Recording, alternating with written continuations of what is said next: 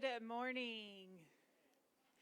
My name is Reverend Kylie Renner, and on behalf of the entire One Spiritual Center community, I want to welcome you here today. Thank you for braving the change in the weather and joining us this morning. We've got a fire going. I can smell the pinon in the air. If you're not here in New Mexico, it's quite a lovely thing.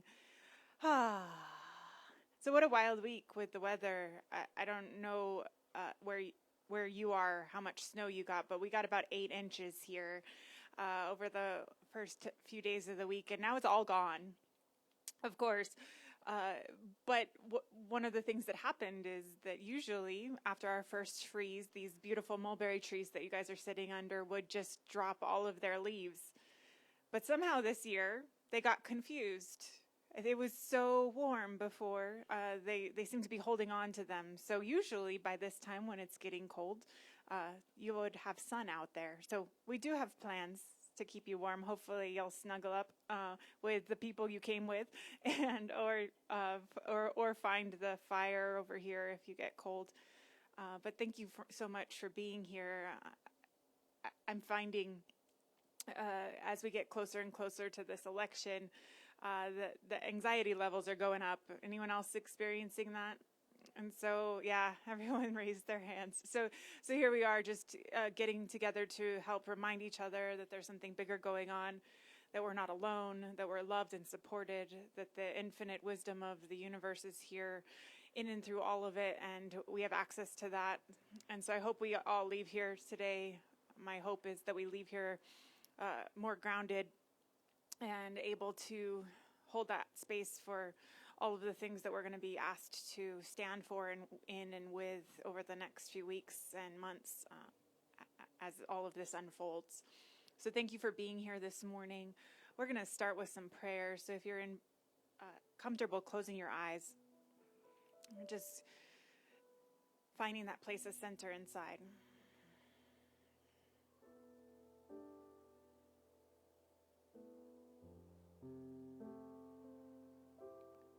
And as we open and make ourselves available to this day, we feel what it feels like to be alive today.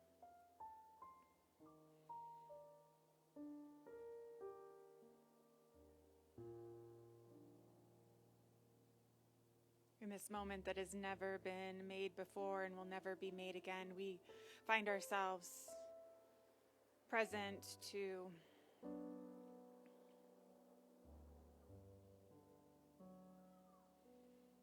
all of our questions and all of the uneasiness and all of the unknown.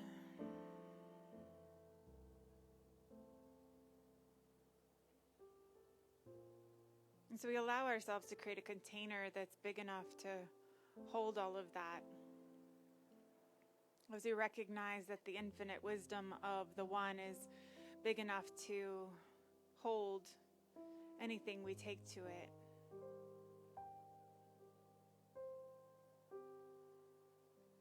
And so we create a container that is big enough to hold our own uneasiness,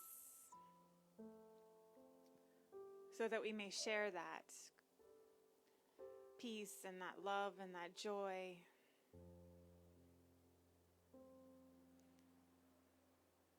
That are available when we allow ourselves to remember.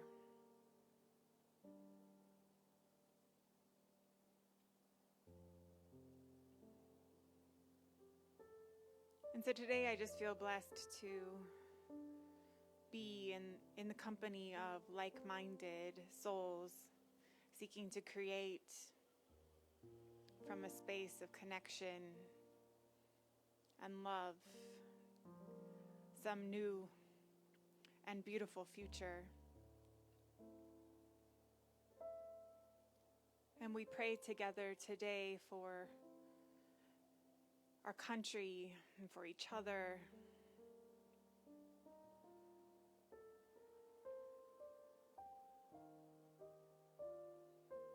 As we open to a wisdom guiding us deeper in this walk of love.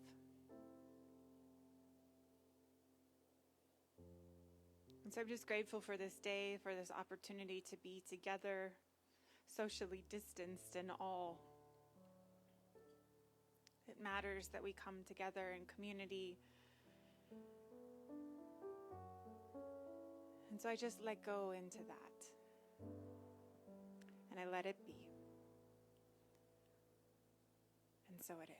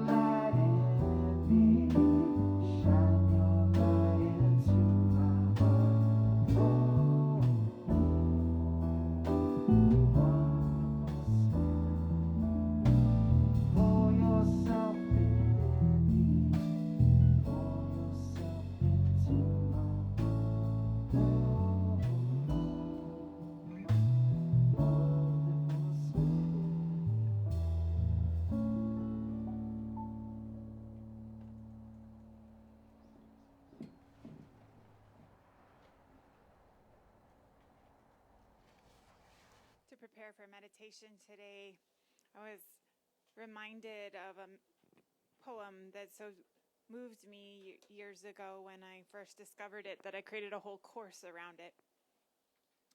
And it is a poem that continues to speak to this sense in which we really step into the true nature of prayer. So it's a poem called Praying Dangerously by Regina Sarah Ryan. Deliver us, O God, O truth, O love, from quiet prayer, from polite and correct language, from appropriate gesture and form, and whatever else we think we must put forth to invoke or praise you. Let us instead pray dangerously, wantonly, lustily, passionately. Let us demand with every ounce of our strength. Let us storm the gates of heaven. Let us shake ourselves and our plaster saints from the sleep of years. Let us pray dangerously. Let us throw ourselves from the top of the tower. Let us risk a descent to the darkest regions of abyss. Let us put our head in the lion's mouth and direct our feet to the entrance of the dragon's cave. Let us pray dangerously. Let us not hold back a little portion, dealing out our lives, our precious minutes, and our energies like some efficient accountant. Let us pray dangerously, unsafe, profligate, wasteful. Let us ask for nothing less than the infinite ravage us. Let us ask for nothing less than annihilation in the fires of love. Let us not pray in holy half measures, nor walk the middle path for too long, but pray madly, foolishly. Let us be too ecstatic. Let us be too overwhelmed with sorrow and remorse. Let us be undone and dismembered and gladly. Left to our devices, what structures of deceit we have created. What battlements erected, what labyrinths woven, what traps set for ourselves and then fallen into. Enough. Let us pray dangerously, hot prayer, wet prayer, fierce prayer, fiery prayer, improper prayer, exuberant prayer, drunken and completely unrealistic prayer. Let us say yes again and again and again, and yes some more. Let us pray dangerously, the most dangerous prayer. The most dangerous prayer is yes. And so we just take this sense of moving our prayer to a place of yes, and we're going to let the meditation move us today.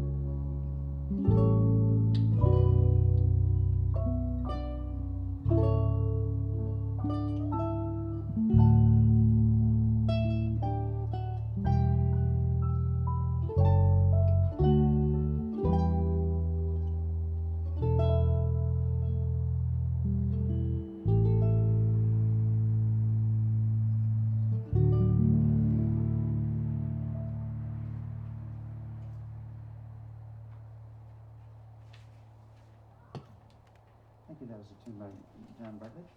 Here's a song by John Lewis.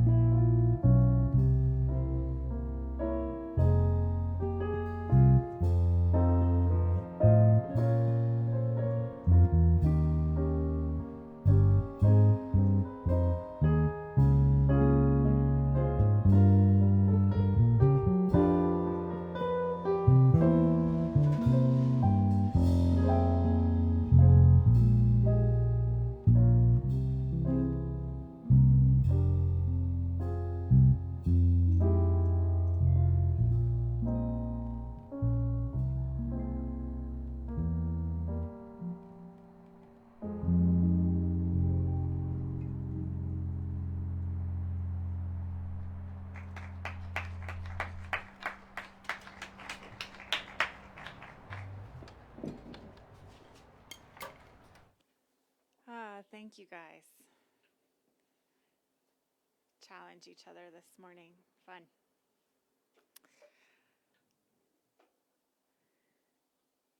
So I already shared that I've been experiencing some anxiety as I start to think about the election this week and it's kind of ramping up, and I was thinking back to 4 years ago and the last election and how I got through that time, which I had the extraordinary blessing of having a community member right on election day go into labor.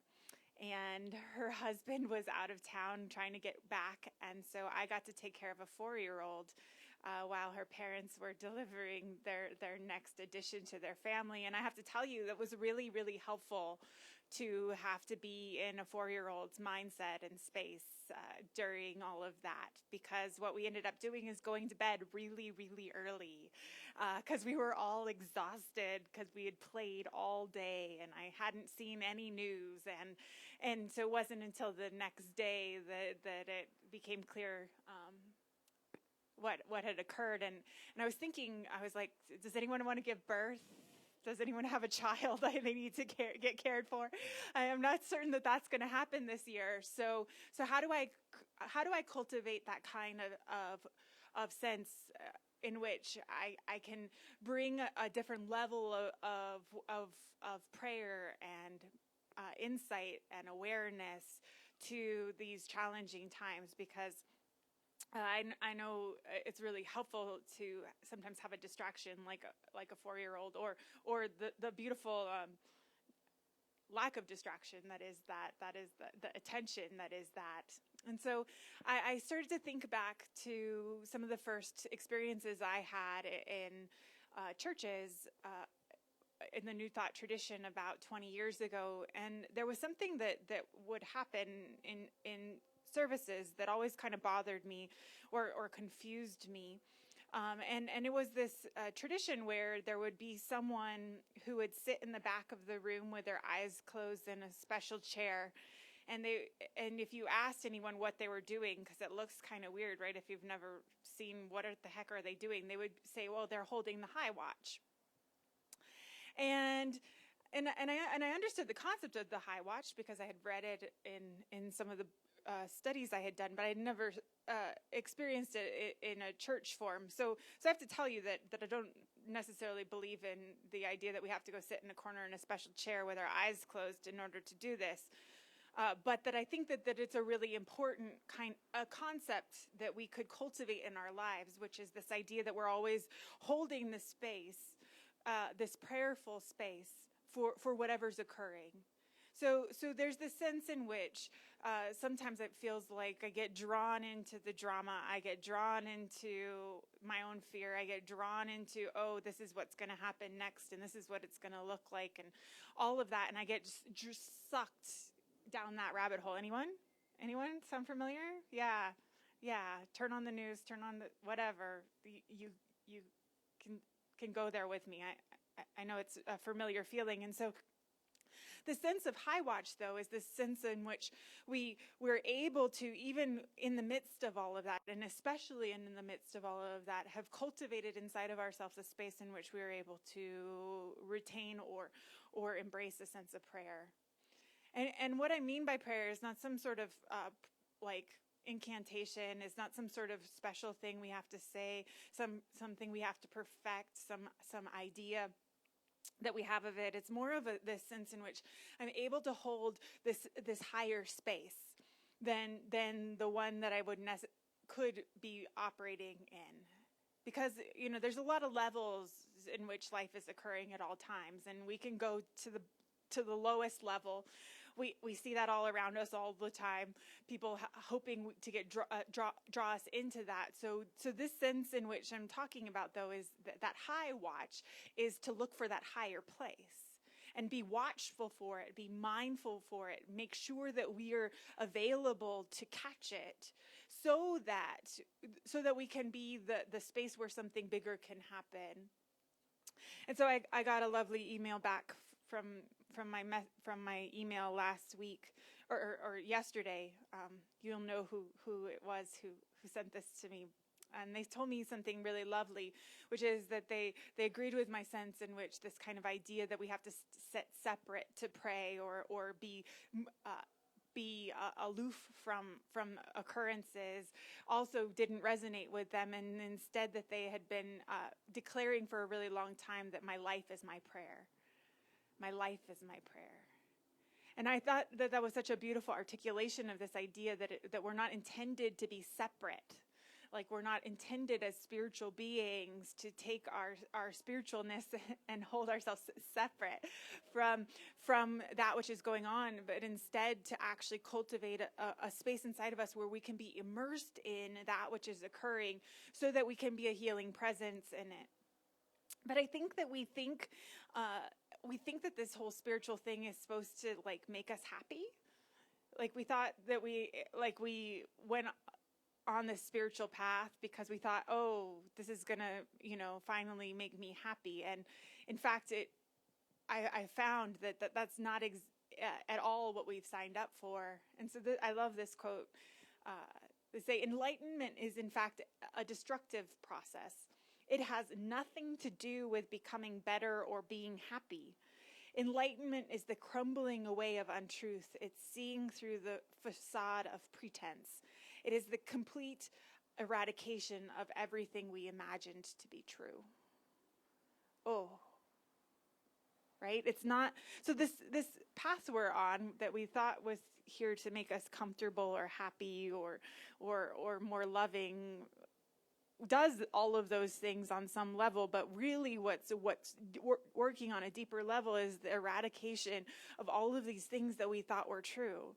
And that is a destructive process. That is a process that requires us to have some great courage. It requires us to pray dangerously. It requires us to be really mindful of that which we have attached ourselves to, and requires us to be able to cultivate a whole nother level of making sure that our lives really are our prayer.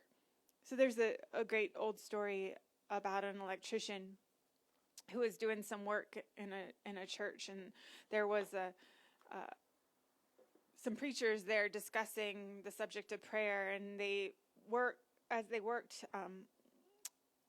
he worked, he was overhearing them speak about all of the proper things you had to do to pray effectively.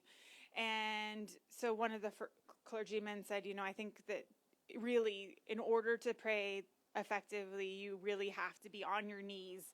And that's the posture that will really get your prayer heard. And the second one disagreed and said, no, I actually found that standing upright with my arms and hands stretched to the heavens is the best posture to assume for prayer.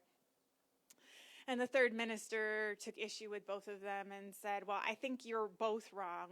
I feel my prayers are getting through the best when I lie prostrate on the floor. And so at this point, the electrician couldn't restrain himself any longer. And he said, fellows, the hardest, most earnest praying I ever did was when I was hanging upside down from a telephone pole.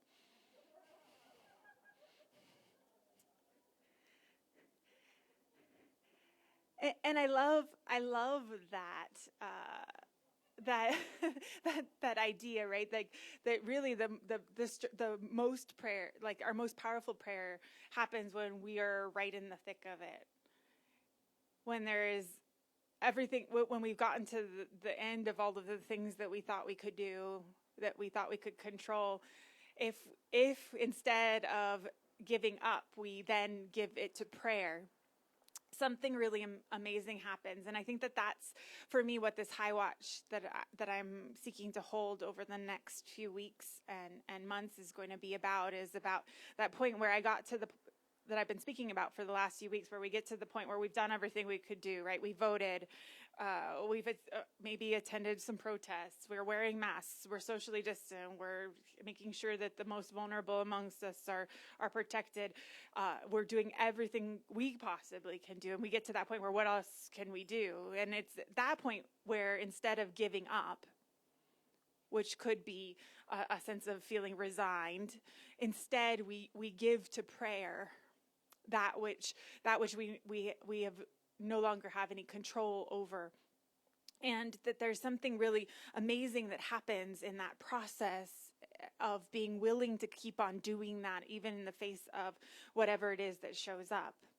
So I think that one of the things that I've been thinking about prayer is that I really am inviting us into this sense in which however that shows up for us is in our own authentic way, is how that needs to be showing up right now. And if that means that we're swearing a lot, or feel like throwing things, or whatever it is, like that authentic prayer is the prayer that is needed now, the prayer that says, I'm willing to have my eyes wide open about what's going on, and I'm also interested in holding the watch for what is higher and what could possibly show up if we're willing to create a space for it.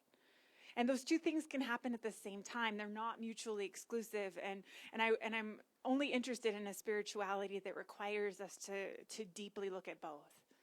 I'm not interested in a spirituality that lets us off the hook of not having to pay attention to what's going on around us, and instead asks us, how is it that we're being called to pray more deeply and create a space for what is possible, and we're doing that because we are aware about what's going on, not because we're unaware of it. And so here we are. We find ourselves in this time, of deeply troubling time. I honestly don't know how not to be troubled right now, with eyes wide open, like scared.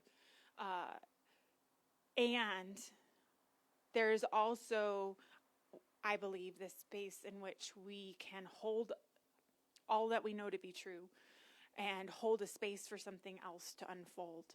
And that we're actually required to do that right now, that there's no other option. And so here we are, we find ourselves holding high watch. And that means a lot of different things. And I was reminded about a story about two young boys who were spending the night at their grandparents' the week before Christmas. And at bedtime, the boys were kneeling by their bed and saying their prayers, and the youngest one started to pray at the top of his lungs. He said, I pray for a new bicycle. I pray for a new Nintendo. I pray for a new VCR. You see how old this story is? And his brothers leaned over, and older brother nudged him and said, why are you shouting? God isn't deaf. In which the little brother replied, no, God's not deaf, but Grandma is.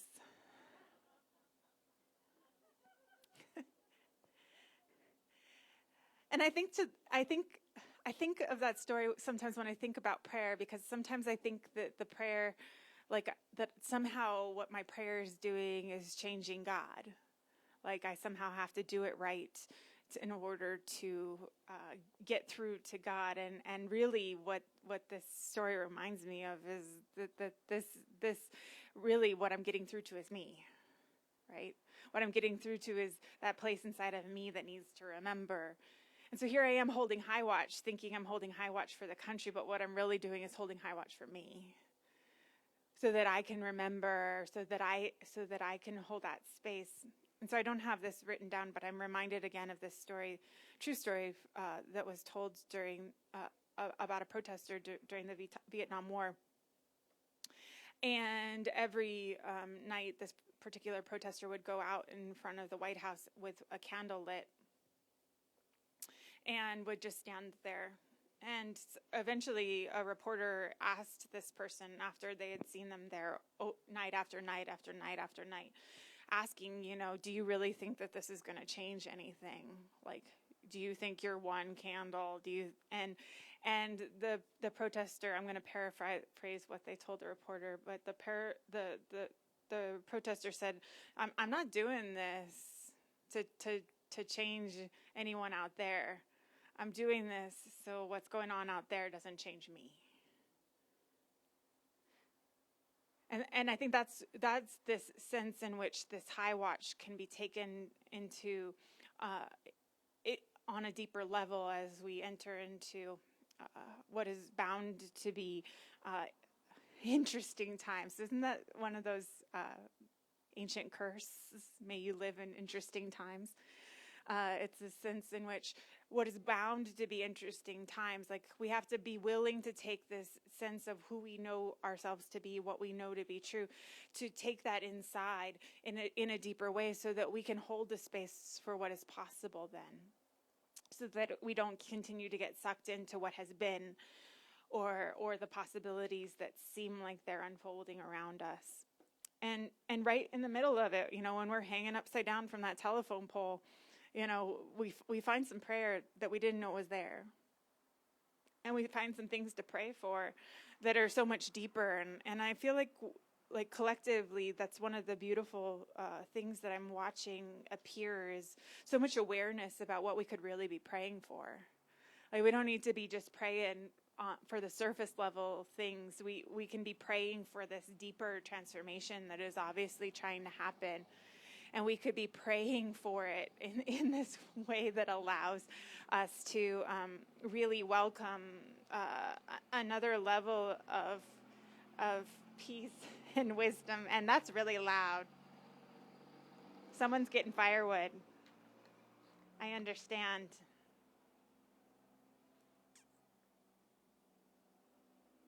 So Audre Lorde said, when I dare to be powerful, to use my strength in service of my vision, then it becomes less and less important whether I'm afraid. And so here we are, it becomes less and less important whether we're afraid, when we're being in service, when we're holding the high watch, when we're holding a prayer for what is possible. It becomes less and less important how big we think we are, how important we think we are, how impactful we think we are. Like, all of that becomes less and less important. And what becomes important is that we know that we're in service to something higher that is seeking our attention. And so it's there. I promise you that higher place is there. It's really hard to see sometimes. It's incredibly hard to see, in fact, sometimes, but it's there. And we get to just create this space inside of us that says, I'm here to be answered prayer.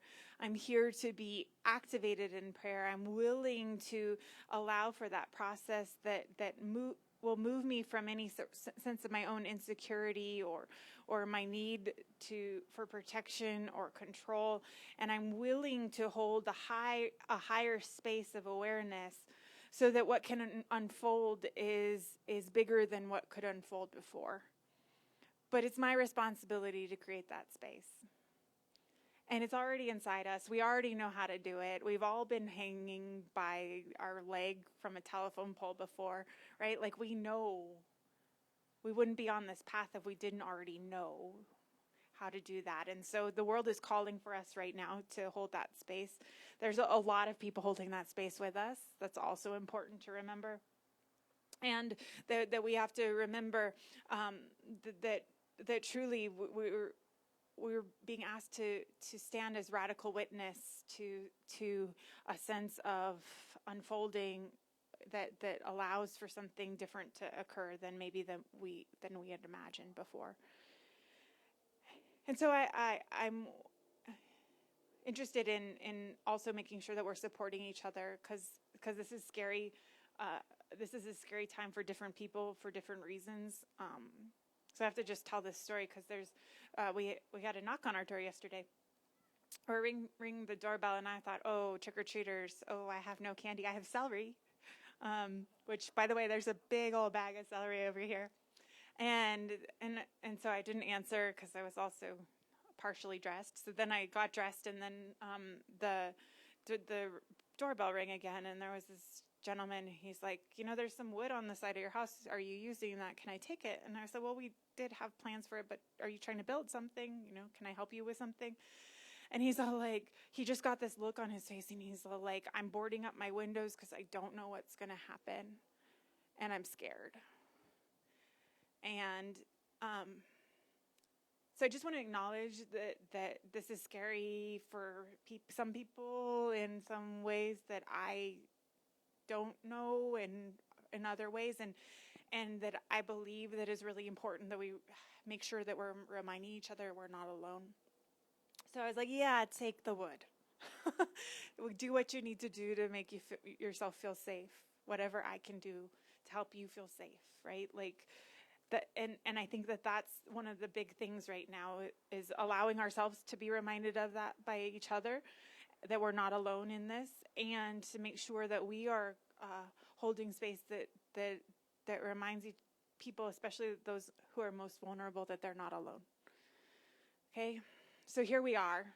We can do this. We can do hard things, and we can hold the high watch that something is unfolding, a transformation that is happening, that we actually can allow for something more beautiful to arise than we could have imagined before. So I'm going to ask the band to come up because we're going to sing into our prayer. And as we prepare the way for that, I'm just inviting you to maybe think, maybe you've already been praying for our country, for this election, for what's happening right now, but maybe I'm interested in taking it up a notch, like taking it up to, how about yeah, that's good. But this other thing, this other place, this higher place is really what's calling me, and see if we can move our energy there, and see what happens. So we're going to ask the band to play as we sing into our prayer.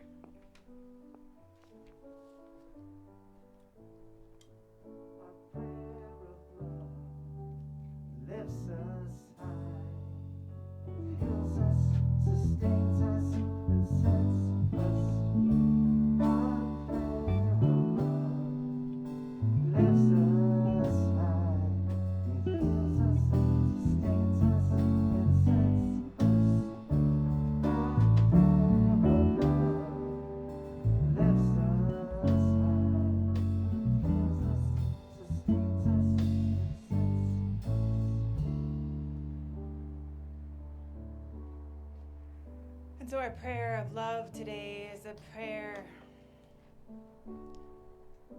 for us individually and collectively to enter into a place in which we are able to hold a higher vision for what is unfolding, where we are able to see clearly the possibilities for peace and justice and the creative energy of the divine to operate on all levels, bringing forward healing and transformation wherever we look. And I recognize that there are creative and powerful solutions pulsing through divine wisdom, finding their way through prayer into the world, through each and every one of us, as we remind each other that we are not alone, and that the power and the wisdom of the divine is holding us in a space of potential and a space of possibility. As we welcome a newness,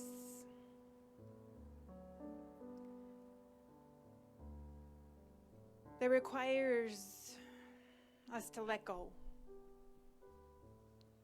And so I just recognize the presence and the power of the one operating, opening, making us available, bringing a deeper sense of peace as we let go of our own personal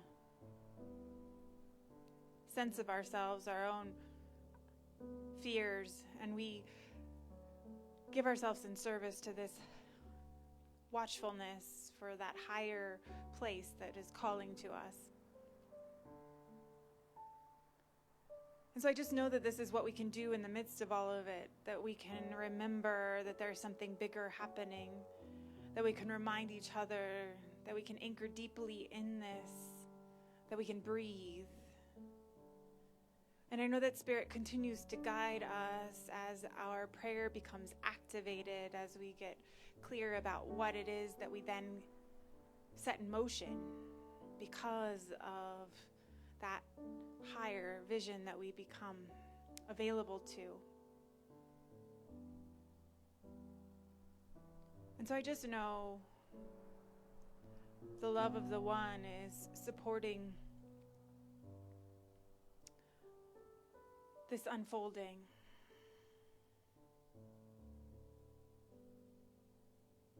And that truly it matters that we create the space for that unfolding to happen in ourselves,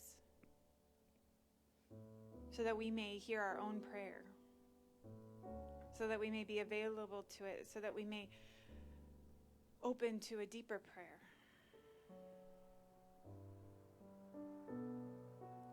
And so I'm just grateful to be reminded, grateful to have that connection inside that just keeps on drawing each of us deeper.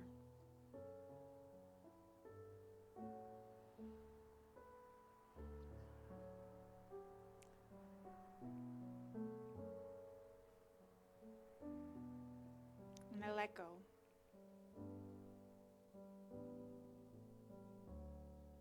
And I let it be. And so it is. Our prayer above lifts us high, heals us, sustains us, and sets us. Our prayer above lifts us high, heals us, sustains us, and sets us.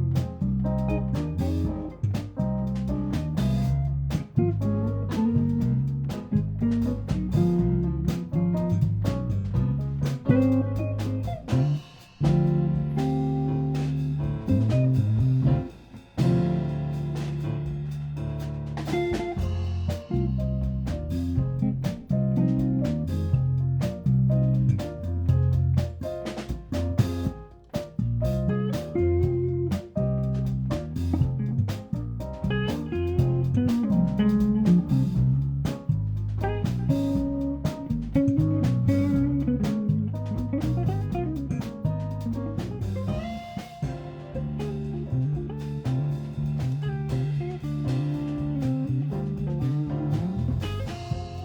lifts us high,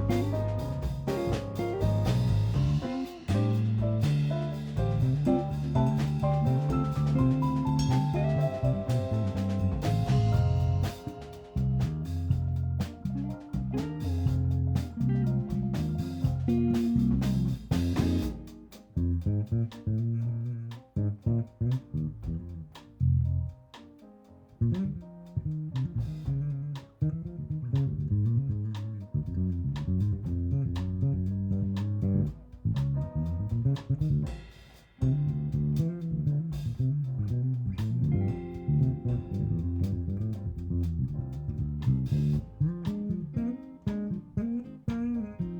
sustains us, and sets us.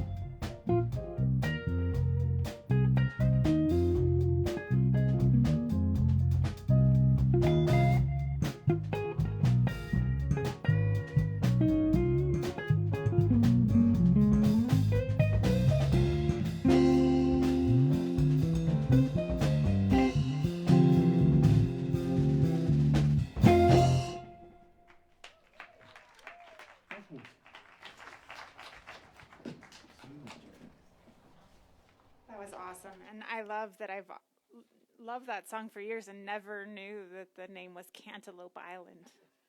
That's awesome. It's even better now that I know the name. I knew it was Herbie. I just didn't know the rest of it. That's awesome. Cantaloupe. Yeah. Yes, fruit salad series. Yes. Cantaloupe Island. Perfect. So I want to thank everyone for joining us today. Thanks for coming out. As the weather continues to change, we're going to just keep on figuring out how to take care of one another and stay warm. So we're going to figure that out. Fire's a start, but the blankets look like they're working. So please bring whatever it is you need to stay warm. Hopefully things warm up a little bit.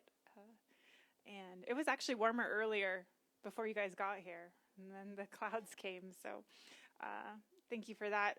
We have some baskets in the trees if you would like to make a financial contribution here in this particular space or online. Also, it's available onespiritualcenter.org. There's a place to make a donation there. And we just really appreciate all of the continued love and support that allows us to keep on doing this and supporting our larger community. So thank you for that. I want to remind you, because it's already November, that we will be at the Roadrunner Food Bank on the fourth Thursday. That's Thanksgiving, right? No, the fourth Saturday of October or November. Okay. I feel like I have to get through next week, and then life will be a little bit, hopefully, a little bit more defined. So fourth Saturday of November, we will be at the Roadrunner Food Bank together. Just a great way to give back to our community and be together. So that'll be in November. And I believe that is, there's lots of celery. Lots of celery. Matt Thomas, as I like to call him now, Farmer Matt, harvested celery this week and brought it for all of you. So please help us make it go away. Organic celery from his farm. It's beautiful and strong. If you've not had non-conventionally grown grocery store celery, it is much stronger and tastes delicious. So please take some or all of it. If you could take all of it, that would be awesome. All right, so let's see. I guess the only last thing I want to say is, if you're freaking out this week, if you just need someone to talk to, because I feel like that might happen, please reach out, and we will get through this together. And let us sing.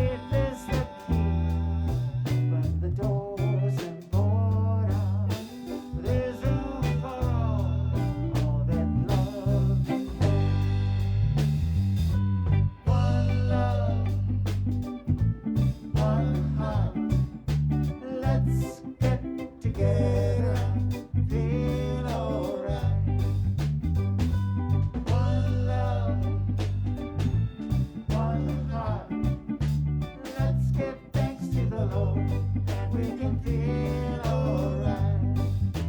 Let's get together and feel alright.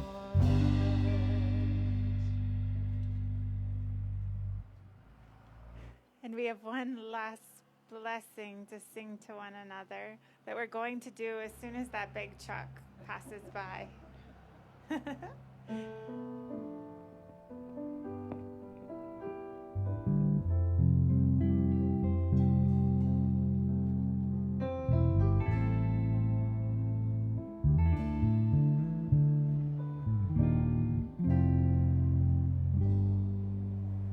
Go forth and walk in beauty, and know that we are one.